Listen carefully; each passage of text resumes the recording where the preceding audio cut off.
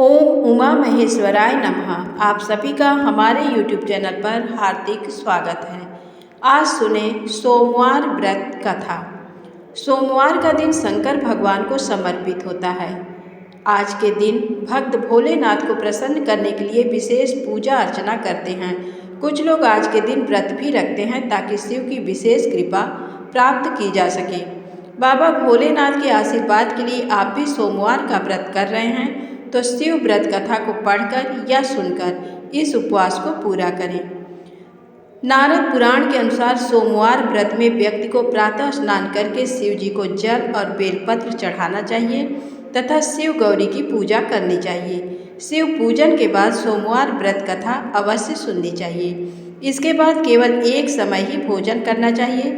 साधारण रूप से सोमवार का व्रत दिन के तीसरे तक होता है, मतलब शाम तक रखा जाता है। सोमवार व्रत 3 प्रकार का होता है: प्रति सोमवार व्रत, सौम्य प्रदोष व्रत और 16 सोमवार का व्रत। आइए जानते हैं सोमवार व्रत की कथा। एक समय की बात है, किसी नगर में एक साहूकार रहता था।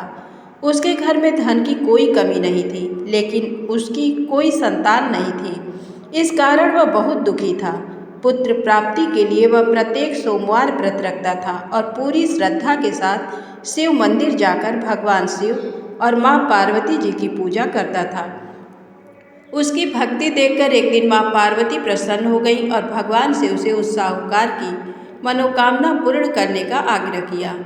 पार्वती जी की इच्छा सुनकर भगवान शिव ने कहा कि हे पार्वती, इस संसार में हर प्राणी को उसके कर्मों का फल मिलता है और जिसके भाग्य में जो हो उसे भोगना ही पड़ता है।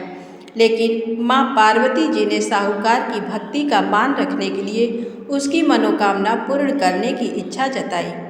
माता पार्वती के आग्रह पर शिव जी ने साहूकार को पुत्र प्राप्ति का वरदान तो दिया, लेकिन साथ ही ये भी कहा कि उसके बालक की आयु केवल 12 वर्ष होगी। माता पार्वती और भगवान शिव की बातचीत को साहूकार सुन रहा था।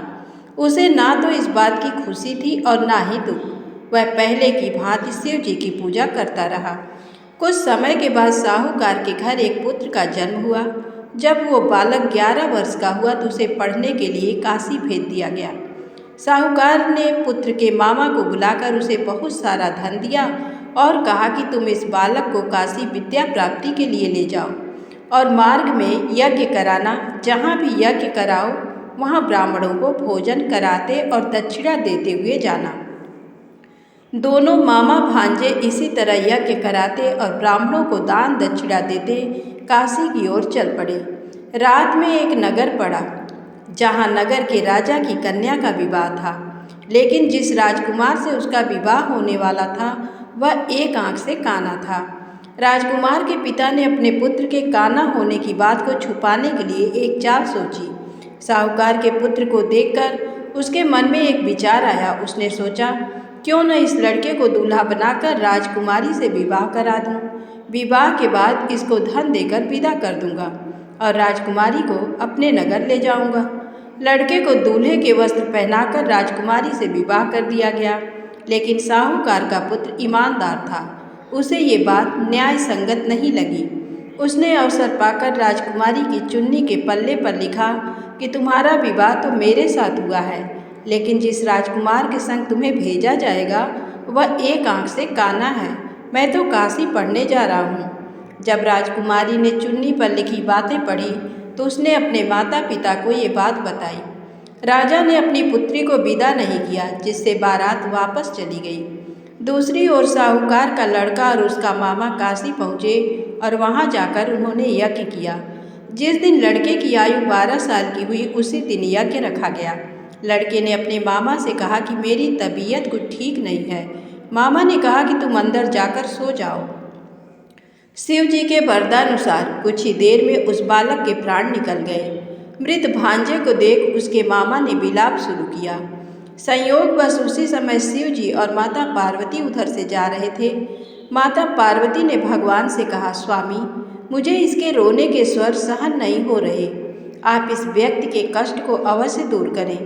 जब शिव जी मृत बालक के समीप गए तो वह बोले कि ये उसी साहूकार का पुत्र है जिसे मैंने 12 वर्ष की आयु का वरदान दिया। अब इसकी आयु पूरी हो चुकी है। लेकिन मातृभाव से विभोर माता पार्वती ने कहा कि हे महादेव, आप इस बालक को और आयु देने की कृपा करें, अन्यथा इसके वियोग में इसके माता पिता भी तड़प तड़प कर मर जाएंगे। माता पार्वती के आग्रह पर भगवान शिव ने उस लड़के को जीवित होने का वरदान दिया। शिव जी की कृपा से वह लड़का जीवित हो गया। शिक्षा समाप्त करके लड़का मामा के साथ अपने नगर की ओर चल दिया। दोनों चलते हुए उसी नगर में पहुँचे जहाँ उसका विवाह हुआ था। उस नगर में भी उन्होंने यज्ञ का आयोजन किया। उस लड़के के ससुर ने उसे पहचान लिया और महल में ले जाकर उसकी खातिरदारी की और अपनी पुत्री को विदा किया। इधर साहूकार और उसकी पत्नी भूखे प्यासे रहकर बेटे की प्रतीक्षा कर रहे थे। उन्होंने प्रण कर रखा था कि यदि उन्हें अपने बेटे की मृत्यु का समाचार मिला तो वह भी प्राण त्याग देंगे, परंतु अपने बेटे के जीवित होने का समाचार पाकर वह बेहद प्रसन्न हुए। उसी रात भगवान शिव ने व्यापारी के स्वप्न में आकर कहा, हे श्रेष्ठी, मैंने तेरे सोमवार के व्रत करने और व्रत कथा सुनने से प्रसन्न होकर तेरे पुत्र को लंबी आयु प्रदान की है। इसी प्रकार जो कोई सोमवार व्रत करता है या कथा सुनता है और पढ़ता है, उसके सभी दुख दूर होते हैं और समस्त मनोकामनाएं पूर्ण होती हैं। बोलिए भगवान भोलेनाथ की जय। धन्यवाद।